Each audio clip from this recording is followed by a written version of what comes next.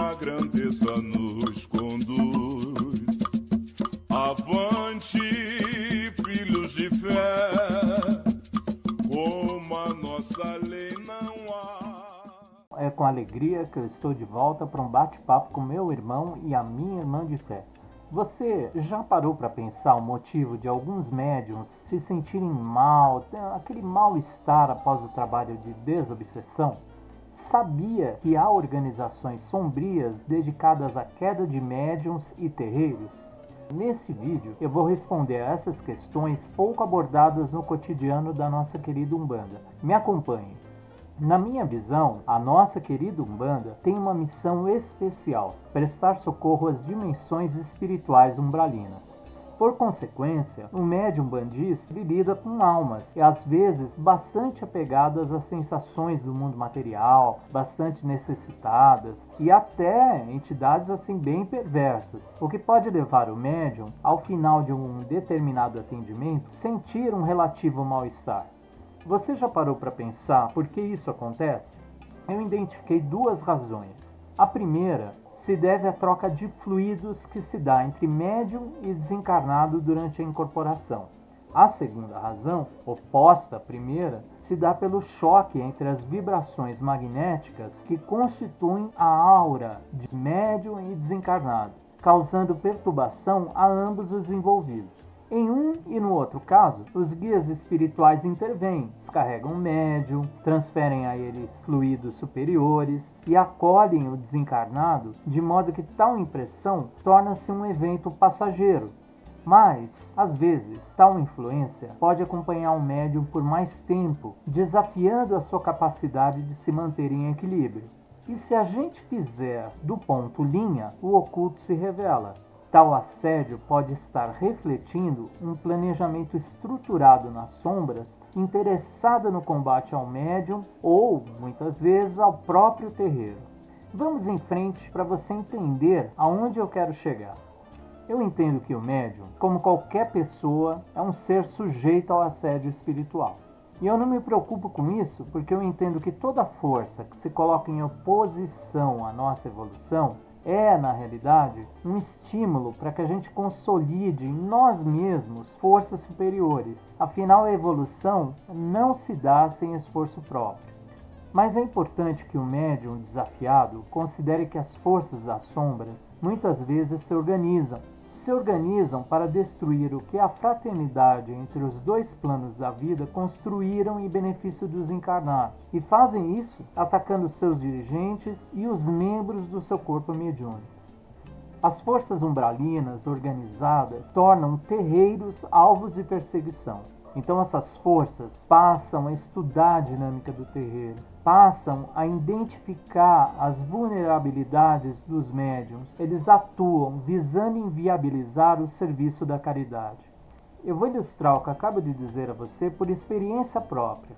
Há mais de uma década atrás, eu participava dos trabalhos de um terreiro na cidade de Assis, no interior de São Paulo, onde eu residi por alguns anos. Era um terreiro bem dirigido, harmônico, uma beleza. Porém, num dado momento, passou a receber de vez em quando a visita de espíritos agressivos. Eles eram assim, como é que eu posso dizer? Eles se acreditavam, dotados de um poder sobrenatural. Eram meio arrogantes. Ora ameaçavam os trabalhadores da casa, ora ofendiam médiuns. Certa vez, um deles quis agredir fisicamente o dirigente da casa, no que foi imediatamente contido pelos guias espirituais.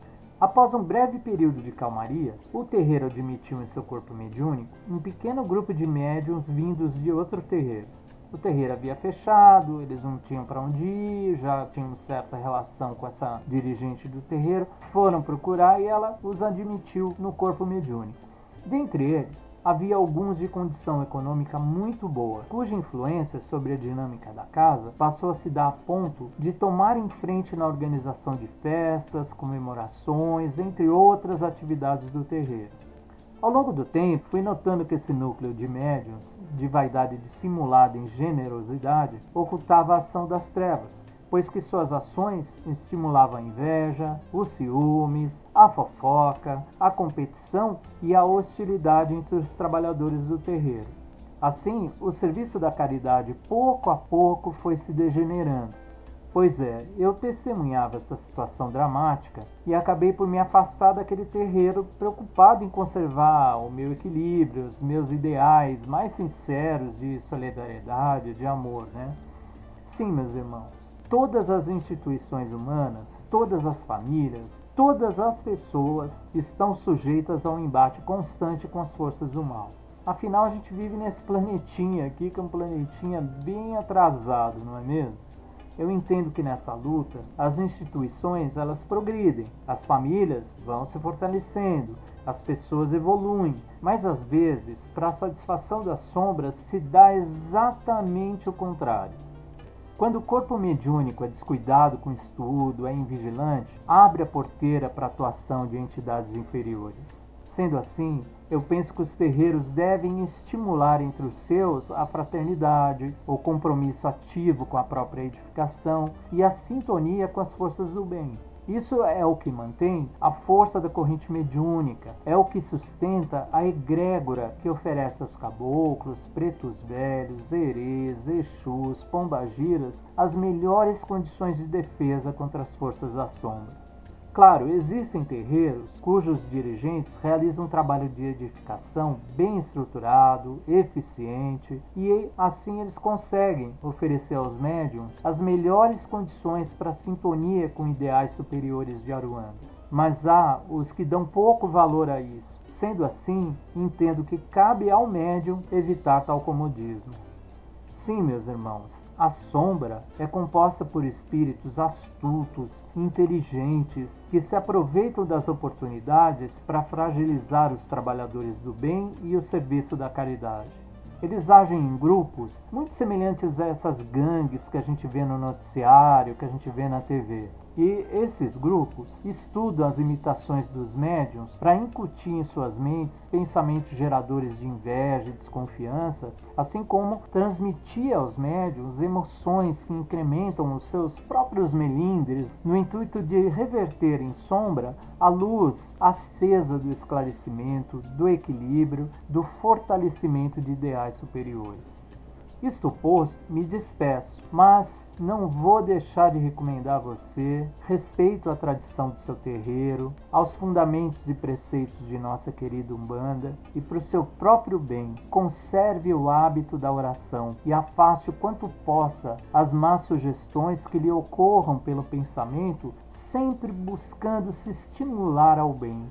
Eu digo isso por minha própria experiência. Afinal, como é natural a um filho de Ossain, eu sou um sujeito dado ao silêncio, ao estudo, à teoria. Eu sei de cor e salteado livros, páginas, citações, mas me tornei consciente de que nada disso me aproveita se eu não vivenciar os ensinamentos que eu recebo. Eu tenho guardado na mente e em meu coração a frase admirável do médium que foi Chico Xavier. Ele disse certa vez: quem sabe pode muito, mas quem ama pode mais. Creia nisto, meu irmão, firmemente. Gostou do vídeo? Inscreva-se, dê um like, compartilhe, ajude o Abaô a levar a sua mensagem a outros irmãos de fé.